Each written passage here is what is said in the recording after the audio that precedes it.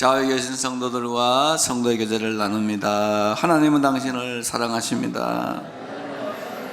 당신은 복의 근원이 될 것입니다.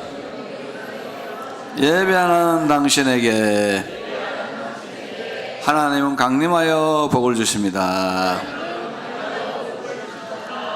꼭 그와 같이 되시기를 축원합니다. 하나님께만 예배드리는 이 예배 시간에 성도들 간의 교제를 왜 하느냐 의문스러워 하시는 분이 있을 텐데, 하나님의 제사는 5대 제사죠. 번제, 속건제, 속죄제, 화목제, 소제. 번제, 속건제, 속죄제는 하나님께 죄를 사해달라고 하는 그런 하나님께 헌신을 다짐하는 그런 거고, 화목제는 하나님께 예배드리고 난 다음에 성도들하고 고기를 나눠 먹어요. 소나 양이나 염소를 같이 나눠 먹으면서 우리에게 구원 주신 하나님을 찬양하는, 그러면서 성도들하고 이 쌓인 거 있으면 확 풀어버리고, 오늘 좀 확 풀어버리고 다음 주부터는 인사를 하시기를 바랍니다. 소제는 뭐예요? 소나 양이나 염소를 드릴 수 없는 아주 가난한 자들이 보리 한 움큼을 가져와서 예배드려도 그걸 받아주라는 거예요. 그래서 가난한 자들을 멸시하지 말라는 하나님의 말씀이 거기에 있습니다. 지난주에 우리 교회에 김성종 목사님이 오셨죠. 이분은 우리 교회 부교육자 중에 특이하게 우리 교회 당회록에 이름이 있는 사람입니다. 2012년 당회록을 읽어보면 김성종 목사님을 우리 교회 후임 목사로 청빙하기로 결의한 기록이 남아 있습니다. 그때 그 사람을 왜 후임으로 청빙하려고 했느냐, 제가 몸이 안 좋아서 병원을 다니고 있는데 의사 선생님이 아무래도 그만두는 게 좋겠다, 갑작스러운 유고가 생기면 교회가 혼란스러우니까 후임을 정해놓으라 하는 그런 이야기를 듣고 교회에 와서, 그 당시에는 이창호 장로님하고 우리 김태근 장로님 두 분만 계실 때니까 장로님들이, 그래서 말씀을 드리고 후임자로 정했습니다. 교회의 후임자를 누구로 할 것인가, 이것 때문에 고민을 많이 하고 오직 기도로만 매달리고 있는데, 어느 날 밤에 잠을 자는데 하나님의 환상을 하나 보여줬습니다. 환상을 보여주는데, 우리 김성종 목사님이 학사장교로 가서 중위였어요. 학장교로 군대 가게 됐는데, 이 상관들이 이 목사님을 데리고 총각 딱지를 떼준다고 유흥주점 같은 데 데려가가지고 사람을 그 어떤 룸 속에 가두려고 하는 차에 확 밀고 뿌리치고 사력을 다해서 막 도망을 가고, 뒤에서는 막 욕하는 상관들의 소리가 들리고 하는 그런 참 환상이었습니다. 비몽사몽간에 하나님이 보여주신 건데, 저는 그걸 보는 순간에 이 사람이 하나님이 이 강단에 세울 줄 자구나 하는 생각을 했습니다. 그래서 그 다음날 불러다가, 사실 어제 이런 내가 환상을 봤는데, 내가 참인지 거짓인지 잘 몰라서 물어봤는데 이런 일이 있었냐니까 있었다는 거예요. 또렷이 기억하고 있고, 그날은 생각하기도 싫다는 거예요. 그날 도망가가지고 그 다음에 엄청 상관들한테 두들겨 맞고 어려움을 당했기 때문에 생각하기도 싫은 날을 하나님께서는 믿음의 장면으로 기억을 하시고 자기를 생각해 주셨다는 것 때문에 너무 감사하다 그러면서, 그 사람의 또 성질상 울지 않습니까? 그래서 말 한마디 잘못했다가 하루 종일 우는 사태가 발생해서, 하여튼 제가 굉장히 그날 힘들었습니다. 굉장히 힘들었습니다. 얼마나 울든지 그냥 그 정도 감동이 아니라도 그냥 울잖아요. 그냥 때도 우리 보면 반가워서 우는데, 하나님 자기를 그렇게 기억해 주셨다 하는 것 때문에 막 눈물을 줄줄 쏟고 그랬습니다. 그래서 내가 유고가 생기면 언제든지 담임 목사할 준비를 해라, 그래서 예양을 다 하고 그랬습니다. 근데 문제가 생겼습니다. 후임자가 취임을 하려면 전임자가 죽어야 되는데, 이게 죽지를 또 전임자인 제가 1년 기다려도 안 죽고 2년 기다리니까 더 건강해지고 3년 기다리니까 도저히 안 되겠다 이거 해서 3년 만에 뉴질랜드로 도망을 가서 지금 타오랑과 한인교회를 아주 잘 하고 계십니다. 그래서 2주 전에 와서 제가 참 그 사람을 사랑하는 이유가 그런 게 있어요. 그래서 또 물어봤습니다. 그래서 우리 교회 당회장 얼마 없냐 이랬더니 당회장을 오래 해서 영감이 생긴 것 같아요. 아무래도 목사님 안 데려갈 것 같다 그러면서 안 올라 그래요. 그리고 그쪽 교회에 이제 위임 목사가 됐기 때문에 올 수도 없는 입장입니다. 이런 이야기를 했습니다. 하나님께서 사람을 선택하고 사용하시는데 참 너무 신기하죠. 우리 교회 뭐 일대 부교육자인 이상원 목사님 서울대학 나오시잖아요. 임주영 목사님도 서울대학 나오고 김창영 목사님 연세대 경영학과 나오고 아주 막 우리 교회는 개척교회였는데 작은 교회일 때부터 하나님께서 아주 참 귀한 종들을 보내주시고 지금도 오신 종들이 아주 뛰어난 분들이 사역을 해서 이렇게 목회를 하고 있는 그런 상황에 있어서 참 감사한데 하나님이 보는 기준은 다른 데 있었구나. 하나님은 본인은 잊어버리고 있는 그 장면, 생각하기도 있는 그날 밤의 역사를 기억하시고 그걸 또다시 보여주신 거예요. HD 화면 보여듯이 보여주세요. 그래서 그날 밤에 제가 그걸 본 다음에 뭘 깨달았느냐, 야, 이 베드로가 아나니아 삽비라 돈 훔쳐간 거 있잖아요. 숨긴 걸 봤겠구나. 그 다음에 엘리사가 게하시 뇌물 받는 거, 볼 수 있는 방법이 이런 것이 있었구나 하는 걸 그때부터 알게 되었습니다. 작은 경험인데 그 경험을 하면서 저는 그 당시 몸이 안 좋았기 때문에 굉장히 참 괴로웠습니다. 이 개척교회를 해서 교회를 이제 세워서 막 나가는 중에 건강의 위기를 당했는데 이렇게 내 삶을 살다가 없어져 버리면 누가 나를 기억이나 하겠냐 하는 잊혀짐에 대한 불안, 이게 굉장히 컸어요. 아니, 누가 나를 기억하고 내 생애는 도대체 어디로 가는 거고 우리 가족은 도대체 어떻게 되는 거냐 하는 이런 잊혀짐에 대한 불안이 있었는데 그날 이후로는 그게 없어졌습니다. 하나님은 다 알고 계시는구나. 그래서 예수님께서 복음을 전하는 소자에게 이 물 한 컵을 주는 것도 영원히 상을 잃지 아니하리라 그러셨는데 이게 이런 식으로 되면 얼마든지 이거는 계산할 수 있다는 것을 알게 됐어요. 여러분 한번 생각해 보세요. 한 사람의 인생입니다. 근데 그 군대에서 아무도 모르는 군대에 있는 사람이 갇혀가지고 있는 그 장면이 개인에게 만약에 기도를 통해서 하나님이 플래시백해서 리플레이해서 보여줄 수 있다면 우리 인생은 도대체 어떻게 되는 거냐. 예수 믿고 있다면, 믿음으로 살고 있다면 아무 걱정할 거 없습니다. 하나님이 우리의 기도를 기억해 주시고 우리의 정성을 기억해 주시고 주를 섬기는 그 모든 시간 정성을 기억해 주시리라고 믿습니다. 그래서 그날 이후에 제가 사실은 굉장히 큰 축복을 받아가지고 그런 거 변화됐고, 그때는 24시간 기도할 때니까 그런 게 보여요. 요새는 뭐 편안해서 기도 안 하니까 개꿈 꾸는데 어쨌든 그날은 그럴 때는 그게 막 보이기 시작해서 성경에 이게 가능한 이야기다. 심지어 다니엘이 느부갓네살의 꿈까지 막 꿈을 맞추잖아요. 이게 기도를 많이 하면 가능한 세계라는 걸 알게 돼서 성경에 대해서 좀 더 마음이 열리게 되었습니다. 그래서 유대인들은 사람은 무엇을 모르는가? 헤브라이즘 철학에서 사람을 무엇을 모르는가를 이야기할 때 제1번이 뭐냐? 사람은 내일을 모른다는 겁니다. No one knows what will happen tomorrow. 내일 무슨 일이 일어날지는 아무도 모른다는 거예요. 지금 챗GPT가 발견하고 AI가 많이 발전해 있습니다만은 트럼프가 이번에 이란에 전쟁을 일으키는 걸 아무도 맞추지 못했다 그래요. 그리고 거기서 또 공격받은 이란이 다른 나라를 막 미사일 쏴버리는 이런 거는 전혀 생각도 못한 일이 우리의 삶에는 늘 일어나고 있다. 인간은 내일을 몰라. 그런데 유대인들이 가지는 하나님에 대한 개념 중에 가장 위대한 개념이 뭐냐 하면은 하나님은 미래로부터 오시는 하나님이라는 거예요. 사람은 우리는 과거에서 와서 현재를 살고 미래로 가고 있죠. 그래서 사람은 과거, 현재, 미래로 이렇게 가고 있는데 하나님은 영원에서 미래로, 미래에서 오늘로 오고 계시다 이거예요. 현재로 오고 계시다. 이게 유대인들이 발견한 하나님의 개념이에요. 왜냐하면 선지서를 읽어보면 수백 년에 일어날 일을 다 보여주시잖아요. 그죠?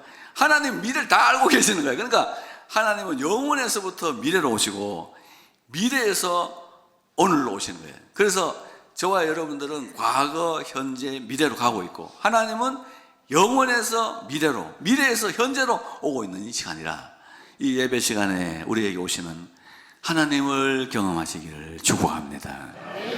마을 어루만져 주시는 하나님, 내 삶을 세워주시는 하나님, 나를 치료하시는 하나님, 나를 회복하시는 하나님, 역사해 주시는 주일 되시기를 축복합니다. 하나님이 미래로부터 뭘 가지고 오셔요. 영원에서 미래로, 미래에서 오늘로, 현재로 뭘 가지고 오셨는데 나는 생각해보면 뭘 가지고 오실까? 나의 기도의 응답을 가지고 오실 것 같아요. 그래서 베드로가 너희에게다 가지고 오실 은혜를 사모할지어다, 그렇게 말씀했는데 하나님은 우리에게 자꾸 가지고 오시는 거죠. 그래서 오래전에 기도했던 기도의 응답도 가져오시고 축복도 가져오시고 삶의 평안도 가져다 주실 줄로 믿습니다. 두 번째는 사람은 자기가 흙이라는 걸 모른다는 거예요. 성경은 끊임없이 너는 흙이니 흙으로 돌아가라, 너 사람이 흙이다, 그리고 꽃이다, 아침에는 꽃이 피어 마르다가 자라다가 저녁에는 시들어 마른다, 인간은 가고 오지 못하는 바람이다, 그림자와 같다, 이렇게 끊임없이 이야기하고 있는데도 불구하고 사람은 그걸 인정하지 않는다는 거예요. I am special, 나는 특별하다. 이 금쪽이들이 엄청 많은 세상에서 살아가고 있다는 거예요. 하나님은 심지어 성경에서 우리가 흙 정도가 아니고 꽃, 풀 정도가 아니라 너희는 인생은 짐승과 다름이 없음을 알게 하려 하십니다. 짐승하고 다르면, 짐승하고 사람하고 뭐가 달라요?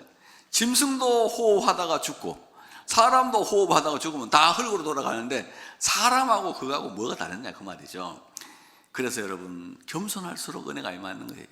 우리 찬송문에 보면 이 벌레 같은 날 위에 큰 해 받으셨네, 그런 말도 있고, 사람이 흙으로 지으시고 생기를 받았건만 사람이 범죄하고 하나님을 떠났는데 왜 하나님은 우리에게 이렇게 은혜를 베풀어 주십니까? 그 겸손한 찬양 속에 은혜가 임하거든요. 겸손한 찬양을 부를 때 하나님의 은혜가 확 임한다 이거예요. 그 자꾸 이 시대는 나는 물질이 많으니까 너하고 다르고, 나는 인간적 관계가 너하고 다르니까 다르고, 나는 특별하니까 다르다니, 이 특별의식이 결국은 공동체를 깨뜨리고 사람 사는 세상을 깨뜨리는 거예요. 저도 가야 되고 여러분도 가야 되고, 여러분의 인생이나 저의 인생이나 뭐가 다르냐 그 말이지. 많은 분들이 그래요. 목사님은 강대상 있을 때는 친근해 보이는데 찾아가니까 찬바람이 쌩쌩 분다고 어떤 분들 그러는데, 아니 내가 여러분 강대상에서는 여자들하고 친하지만 개인적으로 여러분하고 친할 일이 뭐가 있어요? 친해지면 사고 나요. 친해지면 큰일 나요. 찬바람이 쌩쌩 나야 돼요.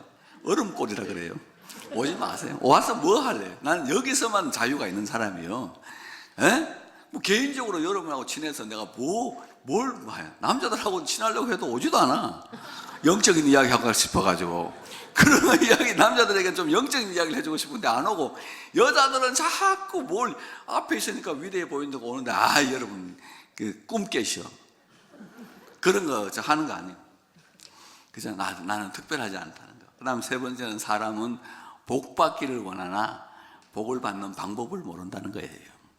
유대인들만 발견한 사람이 복을 받는 방법이 뭡니까? 아브라함, 이삭, 야곱을 통해서 하나님의 약속한 게 뭡니까? 너를 축복하는 자에게는 내가 복을 내리고 너를 저주하는 자에게는 내가 저주하리라. 이게 여러분 성경 읽어보세요. 아브라함, 이삭, 야곱 쫙 계속해서 하나님이 말씀해 줍니다. 우리가 복을 받는 방법은 뭐죠? 하나님의 백성들을 축복하면은 내가 복을 받습니다. 하나님 백성들을 저주하면요, 내가 저주를 받습니다. 남이 다른 사람을 저주하고 비판하고 판단하고 욕하고 막 비난하고 이럴 때 여러분 듣고 있으면 유대인들이 뭐라 그래요? 남의 집 쓰레기를 우리 집 마당에 갖다 놓는 거하고 똑같다 그랬어요. 냄새나는 쓰레기 여러분 집 앞에 갖다 놓으면 가만히 있어요? 여러분 마당에 다른 사람이 냄새나는 쓰레기를 갖다 던져 놓으면 여러분 가만히 있습니까? 싸우죠. 치우라고. 그리고 말로 해서 안 되면 경찰을 부르고, 경찰로 안 되면 법으로라도 치우라 그러잖아요. 그런 행동을 하면서 왜 다른 사람이 내 마음속에 쓰레기를 집어넣는 걸 그냥 두고 있나 이 말입니다. 저주하는 것도 문제지만은 저주를 듣고 있는 것, 비난을 듣고 있는 것도 내 영혼에 치명상을 가한다 이거예요. 쓰레기를 갖다 놓으면 거기서 나는 냄새와 오물과 벌레를 다 어떻게 감당할 거냐. 그래서 듣는 자나 말하는 자가 다 함께 망하는 일이 생긴다는 거예요. 그래서 하나님의 백성들은 다른 사람을 저주하면 안 돼요. 다른 사람 저주하지 말고 항상 축복하면, 내가 남을 축복하면 하나님이 내게 복을 내린다. 너를 축복하는 자에게, 축복이라는 건 복을 빌어주면 내가 너에게 복을 내리고, 이건 하나님이 하는 거예요. 너를 저주하는 자에게는 내가 저주하리라. 아니, 하나님께 저주받을 일을 뭐 때문에 합니까? 쓰레기 같은 그런 건 할 필요 없죠. 나도 목사지만 교회 이 목회하다 보면 다른 사람 자 비난하기 좋아하는 사람이 있는데 일어서서 자리를 떠나버려요. 들을 아무 이유가 없죠. 비싼 밥 먹고 비싼 일을 하고 사는데 왜 그런 이야기를 내가 듣고 있어야 되냐 해서 나는 그걸 듣는 것도 싫어해요. 남을 축복할 때 하나님이 우리를 복 주신다. 오늘 본문 말씀 읽어보면 다윗이 다른 사람을 축복했던 5가지 법이 나와요. 다윗은 도대체 어떻게 성도들을 축복했길래 많은 복을 누리면서 살았느냐.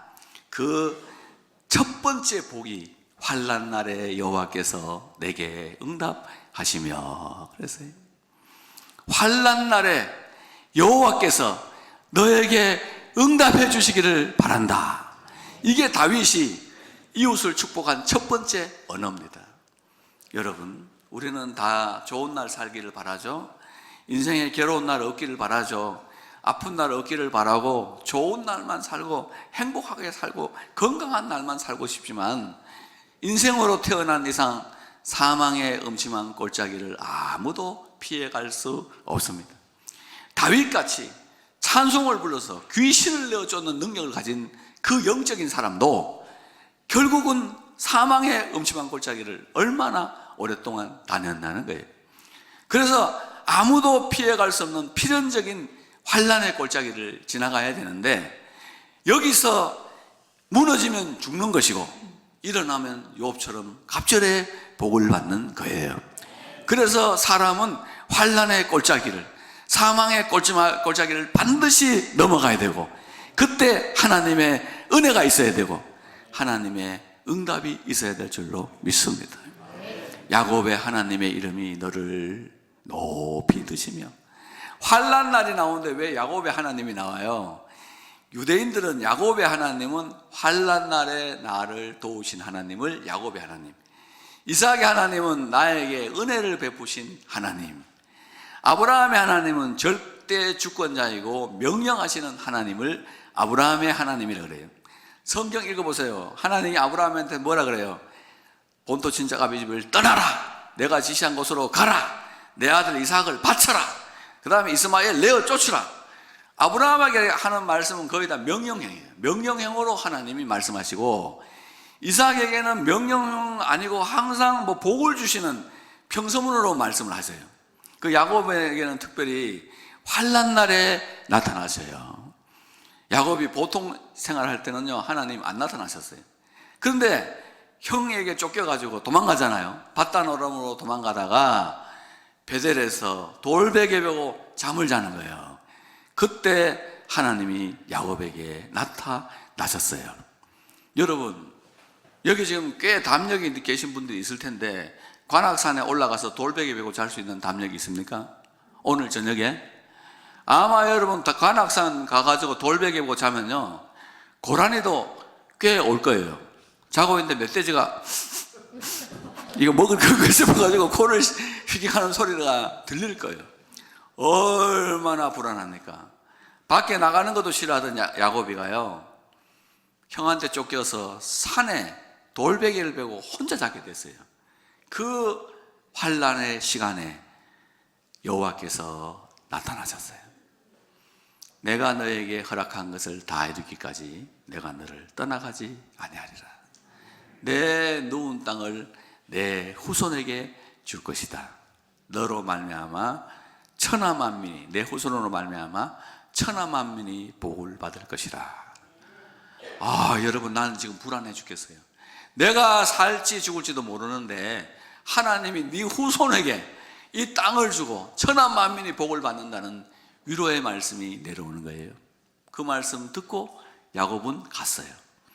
돌아오는 길에도 또 에서가 괴롭혀서 혼자 남았죠.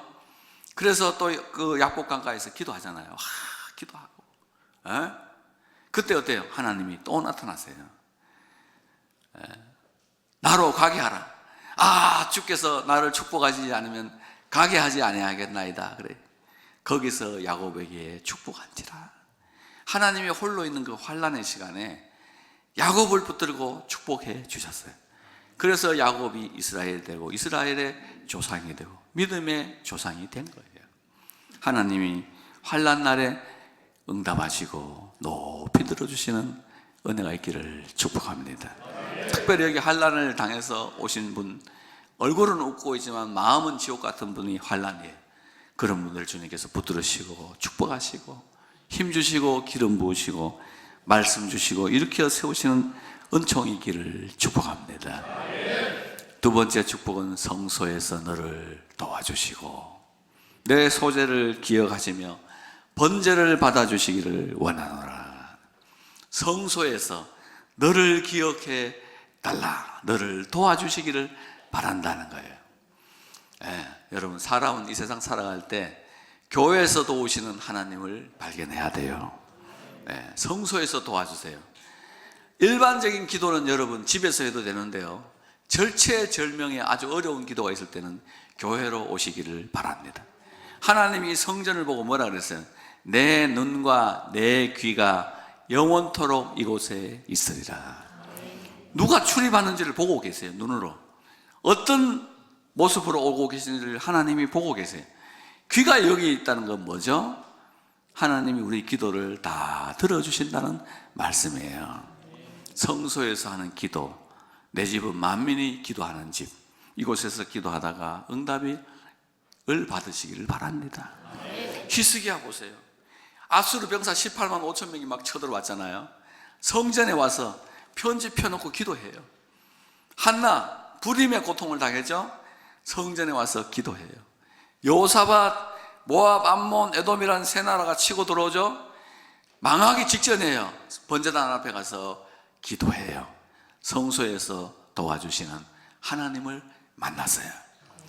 히스기야가 하나님을 만났어요. 성소에서. 그런데 바깥에 무슨 일이 일어났어요? 아침에 자고 나니까 아수르 병사들이 다 죽어 있어요. 한나가 성소에서 하나님을 만났어요. 바깥에 가니까 무슨 일이 생겨서 잉태할 수 있는 능력을 받았어요. 여호사밧도 성전에서 하나님 만났죠. 다 제거되시고 하나님이 축복해 주신 거예요. 그래서 여러분, 성소에서 기도하라는 거예요. 성도들이 지금 40일 기도해야 하니까, 21일 기도해야 하니까, 아싸 8일 남았다, 8일만 더 참으면 된다, 이러는 분들 계시는데, 이걸 특별 기도를 왜 하는 거야? 여러분에게 기도의 습관을 길러주고 아침에 하나님께 부르짖는 습관을 길러주려고 이런 거 하는 거예요. 부지런히 기도하시고 도와주시기를 바랍니다. 하나님 도와주세요. 도와주신다고. 특별히 이 신약 시대에는 하나님이 우리 번제를 다 받아주세요. 뭘로 나갈 때? 예수의 피를 들고 나가면요, 다 받아주세요. 이슬람 사람들 하루에 5번 절해도 소용없고요, 108배 절해서 백날해도 소용없고요, 참선, 수양 아무리 해도 아무 짝에도 필요 없어요. 그거 하나님 받아주시는 거 아니에요. 하나님이 예수 외에는 구원의 이름을 주신 적이 없어요. 예수의 피로 나가면 우리 죄를 다 사해 주십니다. 우리 병을 고쳐주십니다. 인자와 긍휼로 간을 씌워주시고 생명을 파멸해서 구원해 주신 것이고 좋은 것으로 내 소원을 만족케 하사 내 청춘으로 독수리같이 새롭게 하시는도다. 요즘 젊은이들이 막 3포, 5포, 7포, 9포, 11포, 13포까지 하고 막 무너지고 있어요. 제가 이 수방사에 있을 때, 군대에 있을 때 포대 이름이 1포, 3포, 5포, 7포, 9포, 13포까지 있었거든. 지금 13포까지 온 것 같아. 포기하지 마시고 일어나시기를 바랍니다. 하나님 힘 주시면 독수리처럼 일어날 수 있어요. 인자와 긍휼로 간 씌워주시고 좋은 것으로 소원을 만족해 하사 청춘으로 독수리같이 새롭게 하시는도다. 병도 다 고쳐주시기를 축원합니다. 마음의 병이든 육신의 병이든 정신의 병이든 귀신병이든 신병이든 하나님 고칠 수 있는 능력을 믿고 성소에서 도와주시는 은총을 경험해야 하겠습니다.